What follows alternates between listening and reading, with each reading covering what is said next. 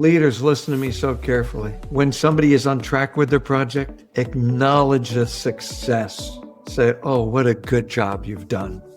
Fantastic. I'm so proud that project's on track. Keep up the good work. Okay, let's move on and now that next person is going to always want the accolades that you just gave that first person who's managing the first project. So you want the whole team because people care more about that recognition than their year-end bonus. That's proven in tests. Like, do you care more that your boss is recognizing you, or do you care more about the raise?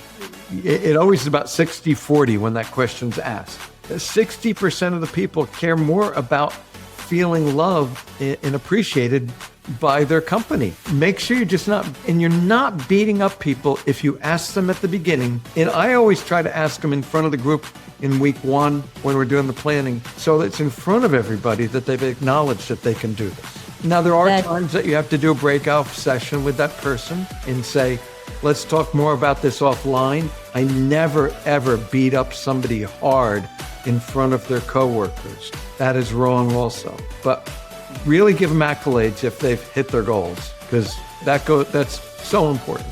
Hello and welcome to another episode of Your Business, Your Next Level. I'm your host, Eunicia Peret, and today I have a special guest that's coming back into our podcast environment here, Marc Daniels. He helps entrepreneurs create a strategic business plan for growth. Before I go any further, please look back at episode 109. Today's discussion will be a continuation from the last podcast episode that we aired.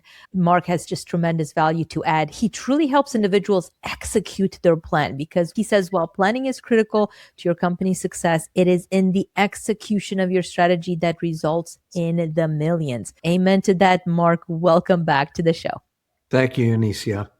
It's a pleasure having you. I know last time we talked, we kind of concluded on we need to talk about KPIs. And before the show, you and I talked about the fact that, you can't just have a plan. You need to have a way to get it addressed, because if you don't have a plan, you say it's a plan to fail. And you're so right. So I don't know where exactly our conversation today is going to go, because we're always having fun when you and I chat.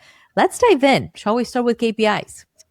Sure. KPIs, key performance indicator. I'm sure everybody knows that. But what don't they know about KPIs, Marc? What don't people know about KPIs?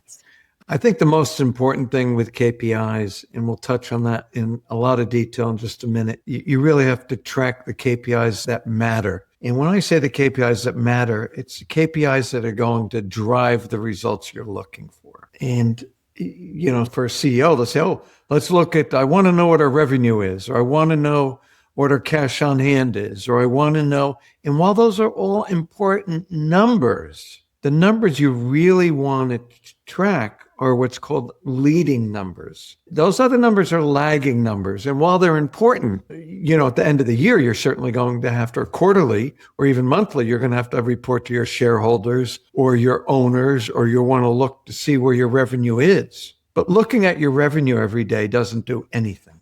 But looking at how many phone calls you took, how many phone calls resulted in an order, how many orders shipped, how much shipping damage you incurred. And I'm going to step way back to 1978 when, in our previous episode, I told you about Computer Diskette of America. And I was really lucky to launch that company. And just the timing is what was lucky there. I was involved in a technology that was a major wave. It was a technology wave. Nobody had computers. And I started out with a small company, just 5 or 6 people working with me. And I always had a dashboard. Now, how did I have a dashboard in 1978? It wasn't Excel. It wasn't some piece of software. It was a whiteboard. And every day we'd tally how many shipments had left the building via UPS. Within a year or two, another company started up. It was called Federal Express. And we would track how many shipments left FedEx, how many shipments left UPS, and we'd look at how many shipments. Well, as the business matured, I started to look at other numbers that were leading metrics numbers that you could really isolate and fix a problem. So if you shipped 100 boxes and you got 3 phone calls that day that were about shipping damage, now I was tracking shipping damage. So what did that leading number tell me? I had to go into the warehouse and go back there and show my shipping clerks how to pack boxes properly, especially the monitors. Back then, monitors weren't these thin panels.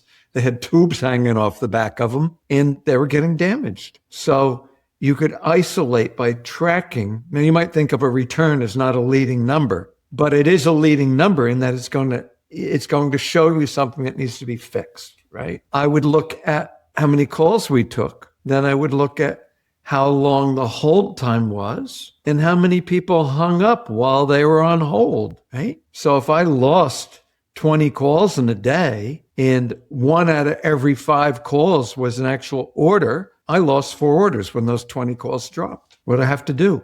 I had to hire somebody new to sit in that seat or balance out hours or balance out when people were taking breaks. So leading metrics are so important. And they're really covered. There is a book that's called Metrics That Matter. I think it was written by John Doerr. And he talks a lot about numbers that matter and how you don't want to be tracking lagging indicators. Lagging indicators are like revenue. Lagging indicators are profit. Lagging indicators are cash balances.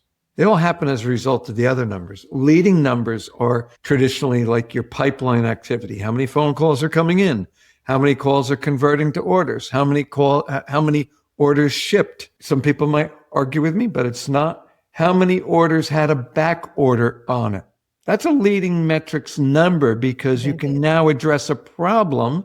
You're now creating an additional shipment, extra salary, extra effort in shipping a second box, maybe even second shipping costs that you eat. So you want to track that. You want to track, if you're a larger company, how many proposals went out?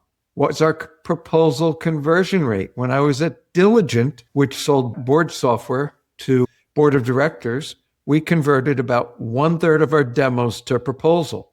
So we knew we'd get a proposal 1/3 of the time from a demo. Then from that, we knew that we would convert about 80% of those proposals. So we worked on improving those numbers. So you want to look at conversion rates, your capacity utilization.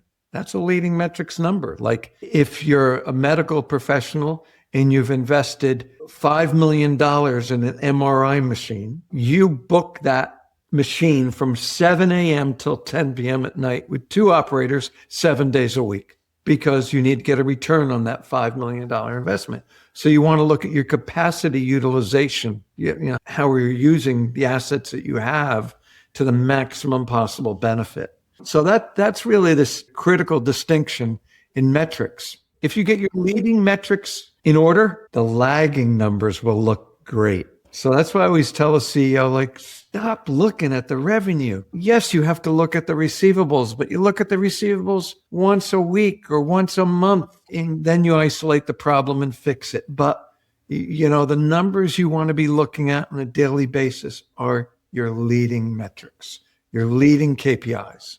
Marc, this was beautiful because it feels like it takes me right back to my good old strategy consulting days, always focused on the leading KPIs, leading indicators. And yet so many, especially entrepreneurs, they don't have that knowledge. Yes, we talked about some of the examples and those are amazing. If somebody's out there and they haven't made the bold choice, the smart choice of working with somebody like yourself, to be looking at what are those leading indicators? What are some of the things that they can do to identify, are they or their team tracking the right things? And how do they identify what are some of those first handful of leading indicators to look at for their business? It's different in every business, but you have to look at it. Are you looking at revenue is a scoreboard, right? So that's a scoreboard. KPIs are really your playbook. So let's say we're a restaurant. I'm trying to jump into different verticals. So we're a restaurant. How many dinners did we serve tonight? We served 100 dinners. But then, and the revenue from the 100 dinners, but then how many table turns did you have? You have 50 tables and you served 100 tables. So you want to start optimizing whatever you can do to get more dinners out in a single night. Maybe you say we have seatings at 5 and 7. Maybe you have to control your seatings better. Maybe you're getting more 2-tops. If you're in a restaurant, you'll know what a 2-top is versus a 4-top. Maybe you need to have less two tops and more four tops.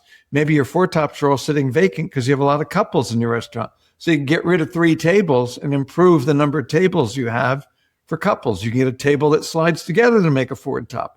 There's all different things that you can do to improve your leading metrics. So in a restaurant, I would look at that. Then I would look at my average order per ticket.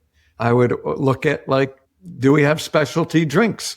Do we have specialty appetizers? Maybe I need a busboy to clear the table quicker so they get out of the restaurant quicker. That was sexist. Bus person. I said bus boy, but bus person. So, whatever it may be, the leading metrics, and it's every business is different. When I walked in to Computer Discount of America in the early 80s, the first thing I looked at hung right outside my office door, a whiteboard. And it said, how many calls did we take yesterday? How many orders did we take? These are leading metrics. And they were somewhat stale already because they were yesterday's number. Exactly. What was the hold time? How many calls dropped? How many shipments shipped? What's our backlog? These are all things that are going to lead to your eventual scoreboard number, right? So in other words, if somebody was to think backwards and to reverse engineer the process, you called revenue the scoreboard and KPIs the playbook, and then you provided those beautiful examples in a restaurant settings. I would say when you're thinking about the KPIs, look at where is your revenue coming from, and either what are all of the different paths for the revenue to come, or also what are the different problem areas, what are the different areas where problems could come up. For example, you're talking about calls, the dropped number of calls, the how many packages have been damaged, whatever those look like, because every single one of those things will tell you something about what's going right, and more importantly, what's not going wrong necessarily. What are the areas that you can improve on? And if people did more of that. Right. So one of the companies I work with is a pool company. They do pools. They build pools. So in the weekly leadership meeting there, they look at how many leads do they get. They get them via phone and email, pretty much. Sometimes word of mouth. So from architects, from real estate agents, so they got 5 leads. How many leads did we follow up on? Well, you better be 5, right? Did we do a site visit for each of those? Did we do a proposal for each of those? Did the client acknowledge receipt of the proposal? Did they have any questions?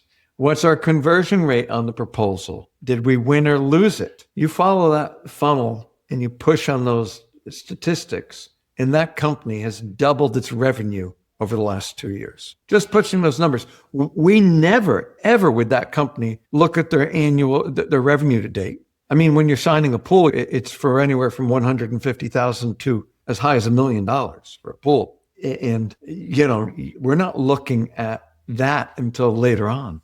Then you go further, even beyond that. So, okay, now you have a pool. You have the contract. Did you get the permit for the town? Did you get clearance from the environmental council? Did have all the materials been ordered for that pool? Have you gotten the deposit, the kickoff deposit? Have you invoiced the customer the final payment once the pool's filled with water? I mean, so all those are leading KPIs that end up in the big revenue number, right? Correct. 100%. And unfortunately, most people, you and I know this, most people do not look at they think that they're looking at KPIs when in reality they're not. And my question to you, Marc, would be how many individuals out there how many entrepreneurs percentage-wise would you say are actually focused on their KPIs? When I start working with them, they're not looking at the numbers. If they are focused on the right numbers, first off, the first thing is you got to make sure they're looking at the right numbers. Because if they're looking at lagging numbers, it's just an exercise in futility, really. You want to be looking at the leading numbers. And you need to have a cadence of looking at those numbers at least weekly. I teach both group classes and I work one-on-one with clients. On my one-on-one clients, I actually run their weekly meeting every week. So we look at 10 key numbers every week. They're all leading numbers. Now, once a month, I meet with the owner and we look at the laggers. We look at the lagging numbers because we do want to see what we've gotten to. If you're tracking a football team and you can't watch the entire game, you look at the scoreboard the next morning, or you look at the score at the end of the day, right? But if you're watching a football game, it's all about how long has the offense had the ball? You're tracking all the numbers that matter. The running plays are working better, so you're going to run more running plays. The passing plays we're going to stay away from because he keeps them throwing interceptions. So you're looking at the numbers that are guiding you through the game. But so many CEOs and business owners I talk to, they're looking at the lagging numbers. They wait for their accountant to mail them their financials or to email their financials 15 days or sometimes 45 days later. And they wonder why they're missing their numbers. So I get them looking at the number every single week. And a good dashboard should reduce meetings. A bad dashboard creates more meetings. So you want to get that meeting so focused that you're breaking through the problems and pinpointing the issues in the business and fixing them. Also, another thing that I see with CEOs that have gone out and bought a piece of software, they want to track everything. So you look at their dashboard and they're tracking 20, 30, 40 numbers. And, like if we're in the NASA headquarters, we have 20 or 30 people to track 300 numbers, right? You don't want a dashboard. You want to be able to look at 10 numbers. I often will, the CEO will say, well, I want these numbers. I said, but we have 18. Let's bring it down to 10 for a weekly meeting. And the challenge is crossing some of them off and making sure you're tracking the really important ones. Then also get an owner for that number. So I might own phone calls in. Somebody else might own, scripting to convert to the order. So they own order conversion, phone call conversion to order. And somebody else might own the shipping department. The shipping manager owns how many boxes shipped. The shipping manager might also own returns, or maybe that's customer service that owns the returns number. So have an owner for each of those numbers so that they can talk about it. So because they're the one that's ultimately going to have to fix it. So this is where you're going. This is where you're going to the ownership of the numbers. And yeah, if no one owns the number, correct, the number owns you.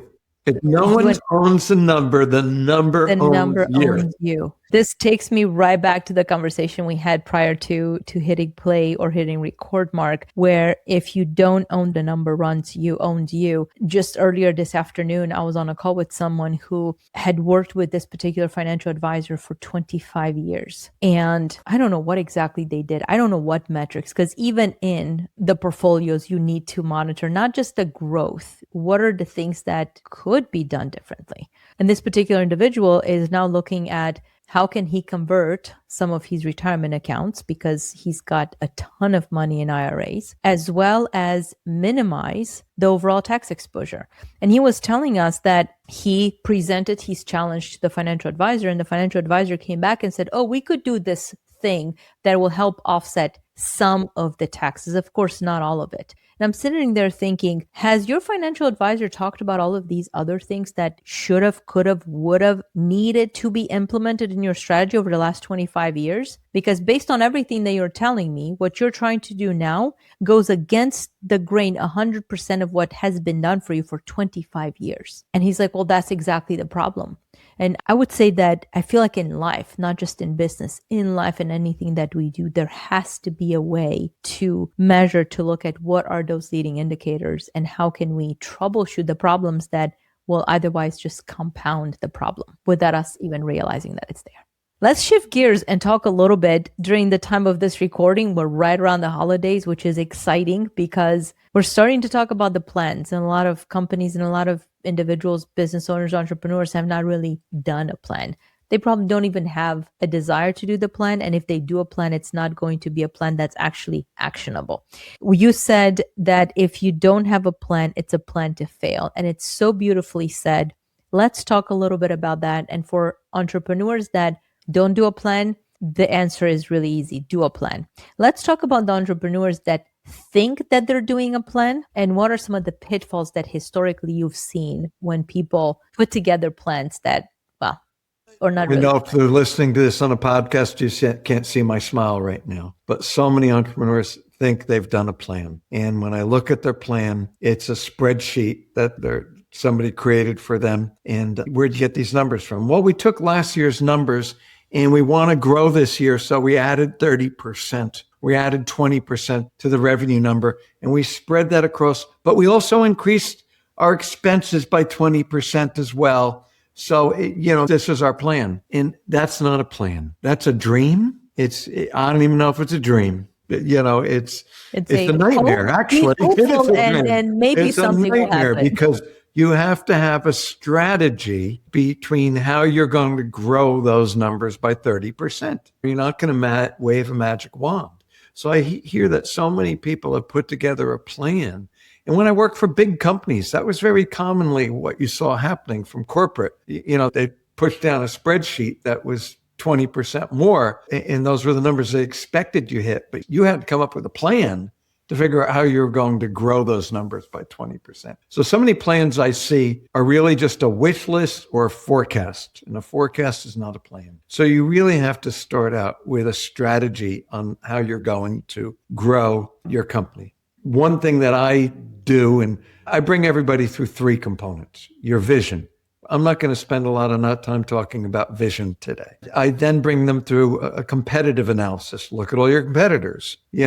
I then bring them through a pest analysis. That's political, economic, social, and technology analysis, which is important to do, especially in today's political climate, which is causing an economic climate. And there's a massive social change, and there's a technology change rapidly changing the world we live in.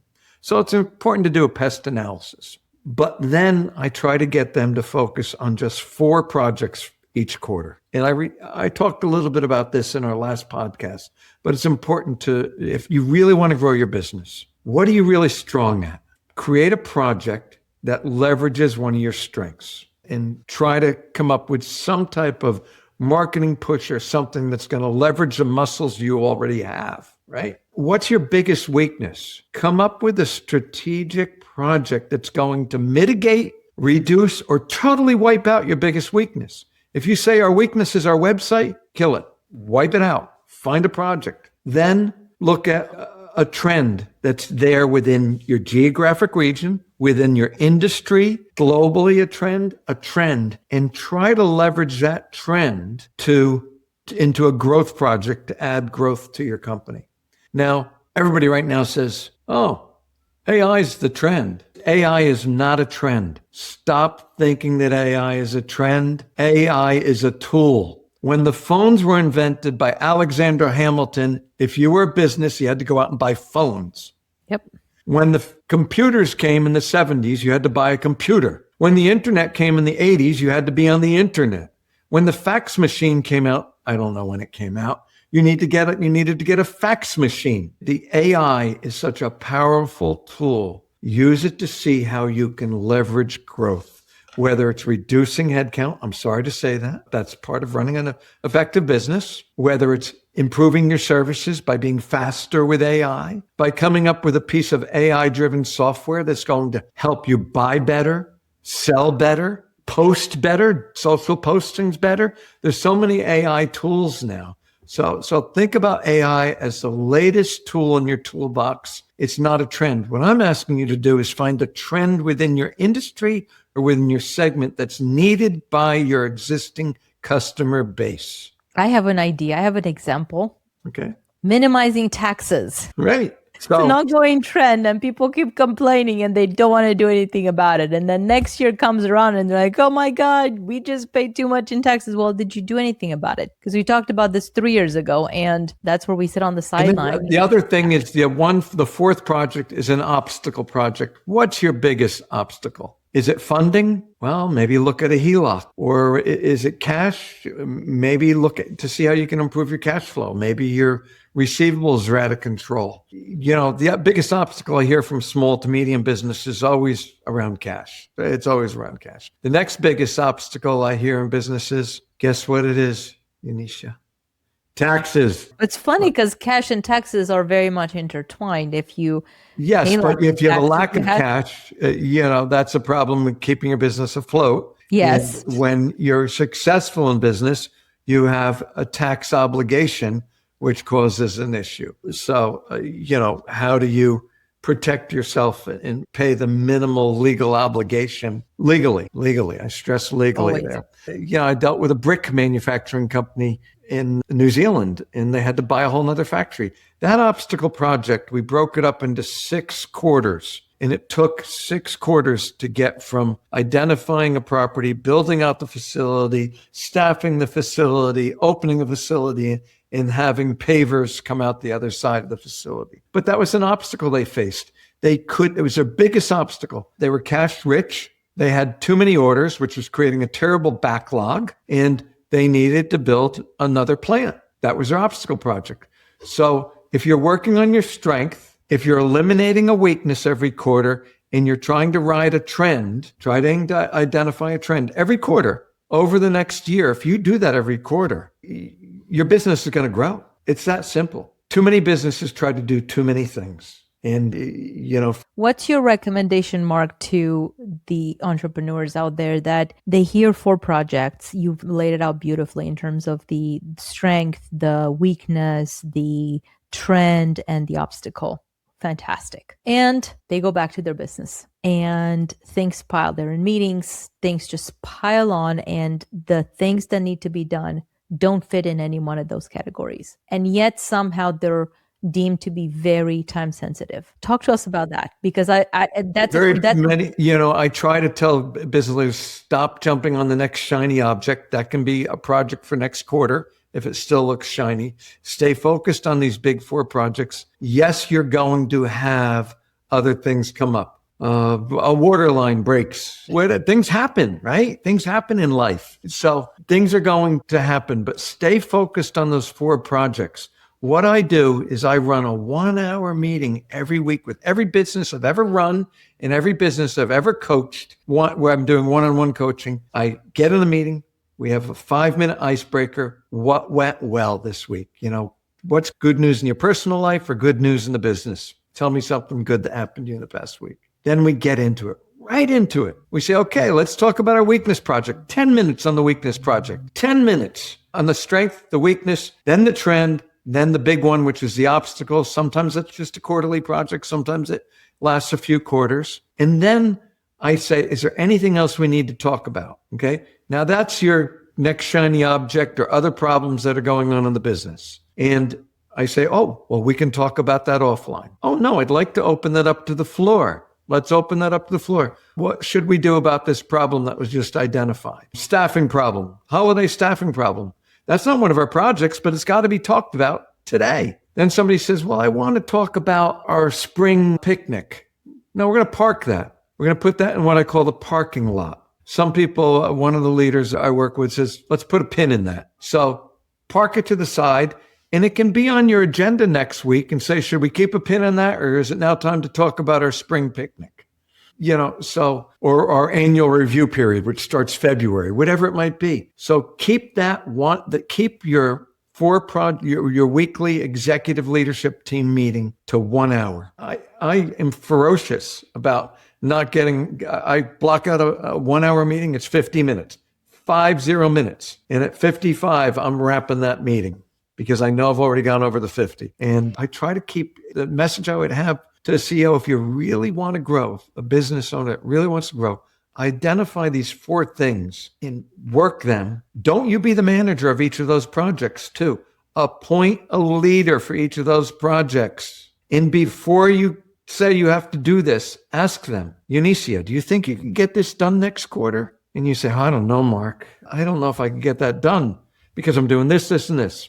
And I say, well, if I remove this from you, do you think you could then get it done? That's called resource balancing. So a lot of business leaders simply expect their team to do more without balancing resources. It could be that they need more money to do that project, they need more people to do that project, or they need something taken off their plate to complete that project. You finally answer me, you say to me, yes, Marc, I can do it now. You've taken that off my plate. You know what that just did? It gave me full permission to next week say, Eunicia, the project's already behind and you thought you could do this over the next 12 weeks. What can I do to help it get back on track? But you see how I got the yes from you that you could do it. You said you could do it. So, okay, something happened. Complex project. What can we do to get it back on track? How can the rest of the leadership team, anybody in this room, help you get it back on track? Work that project. I would even add to that whenever the entrepreneur, the business owner assigns a project to the person, resource balancing is beautiful. And I'm so happy that you mentioned it, because too many people just don't go there. As human beings, we just keep expecting more and more. And because some of us keep taking on more and more, surely everybody else should do the same, could do the same, right? And what you said about the question of, what can I do to help you kind of a thing, is I've learned to also look at my team members, and they know when you come to me, do not come with a problem. Because if you come with a problem, I will know how to fix it. Come with, hey, here's the problem that I see. Here's how I think, or what I've researched, or whatever. What are the different things that you've already considered getting yourself or getting the project out of the ditch, wherever it's at, to get it to? And now we can have an informed discussion. If everybody just looks at the business owner to fix all of the issues and all the problems, that's not very helpful either. No, you're right. Happy that you went there. Whenever you create these projects, there's one thing that you should do up front. I like setting up, there's 13 weeks in a quarter. The first week you're planning, then you have 12 weeks to follow up. I like setting 12 or 6 milestones for that project, so every week I can see that project is moving along. I ultimately also want to, at the beginning of the planning phase, say, what are we trying to achieve with this project? Be very clear on what the good outcome is of this project, whatever it might be. Our new website is launched, period. Whatever it might be. We refreshed the store in Jersey City because it hadn't been painted in 3 years and looked like a dive, whatever it might be. So that was what that project was. And do we have to balance any resources or allocate additional cash to that project to achieve that result? But the milestone component is very important, because week 1, we'll use the Jersey City refresh, the store. We'll say in week 1, have you gotten quotes from 3 contractors yet? And they'll say, oh, well, no, I didn't send out a request for contractors yet. Well, you're already behind, right? Now I know, well, you have to get those requests out to the contractors, get 3 of them on the phone today, and have them get proposals into you by next Wednesday.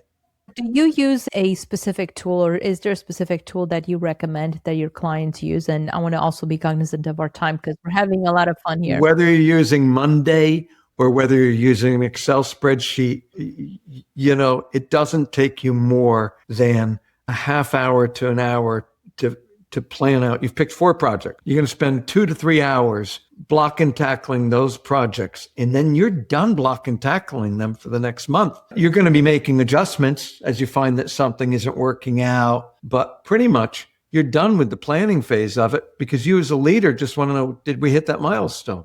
Oh, we didn't. What seems to be the problem? How are we going to get that back on track? Oh, you did? Also, leaders, listen to me so carefully. When somebody is on track with their project, acknowledge the success. Say, oh, what a good job you've done.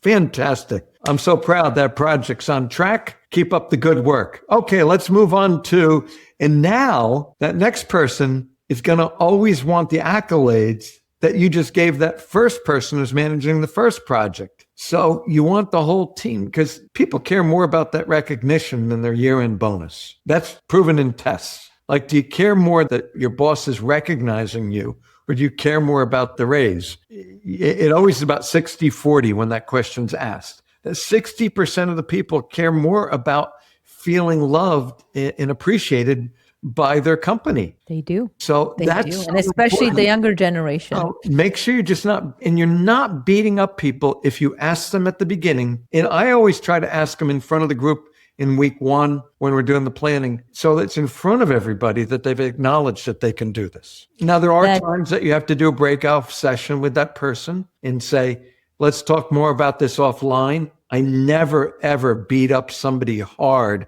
in front of their coworkers. That is wrong also. But really give them accolades if they've hit their goals, because that's so important. Marc, this has been amazing. And every single time you come up with a new thing, right? The 12 milestones, and oftentimes individuals that have had some experience take it for granted. And at the same time, when I hear business owners and entrepreneurs struggling, they're struggling in large part because they don't have those components in place. So thank you for just adding so much value to our listeners. As we conclude our episode today, because our time just runs away from us every time we connect, are there any parting thoughts? Is there one parting message that you would like to leave with our audience that sits top of mind for you right now? It's no plan is a plan to fail. You have to have a plan. Even if it's a poor plan, is better than no plan at all. You're trying to get from point A to B. When I was a little kid, we'd be going from New Jersey to Vermont on vacation. What do we get first? A map, old-fashioned map, and we'd plan our trip. And if you're trying to get from point A to B, you need a plan. And if you want to see how ready you are, you can go to my website. It's Marc with a C, L Daniels, marcldaniels.com. And when that page loads, there's a 2026 readiness assessment. Only take you 5 to 10 minutes to fill it out. Fill it out. It'll give you a score, and I will personally look at it and tell you areas where you can improve. Okay? 5, 10 minutes. The main thing is just simply to have a plan. That's really my message. There you go. So go to marcldaniels.com, 5, 10, 15 minutes that it'll take you. It's probably going to give you huge value. You'll get a chance to see what are the things that you should be working with and on, so that you're not the person that does not have a plan, which in itself is a plan to fail. And with that, we bid you farewell. Thank you for listening to this. We do want your feedback. We do want to hear from you. So go ahead and rate the show, rate this episode. Let us know what stood out to you the most from our conversation with Marc here today. And until next time, stay tuned for your next episode of Your Business, Your Next Level. Thank you for joining us on Your Business, Your Next Level podcast, where it is all about helping you make more, keep more, and elevating your business to the next level. To learn more, make sure you head over to www.podcast.excelstra.com, and don't forget to subscribe, rate, and review the show. Again, that's podcast.excelstra.com. Until next time, thanks for listening.